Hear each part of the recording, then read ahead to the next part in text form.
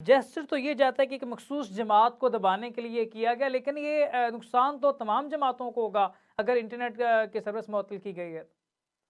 देखिए, इस जवाब के ऊपर, इस सवाल के ऊपर मैं ये कहना चाहूँगा कि हमें ये समझना पड़ेगा कि बानी पीटीआई जो हैं, उन्होंने एक अरसा एक क्लेम किया है कि मैंने एक बड़ी मुनज़्ज़म, बड़ी टीम, बड़े टाइगर्स, बड़ी फ़ोर्स तैयार की है।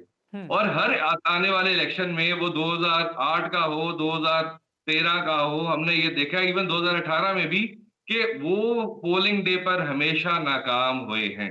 और हुँ, अनफॉर्च्यूनेटली जो स्ट्रक्चर एक होता है, एक हायरार्की होती है, किसी भी सियासी जमात में उनकी जेल में जाने के बाद वो टोटल जो फैब्रिक था, वो जो पूरी हायरार्की थी, वो जो टियर्स होते हैं किसी सियासी जमात के, वो टोटल ठीक है, तबाह-ओ-बर्बाद हो चुके हैं।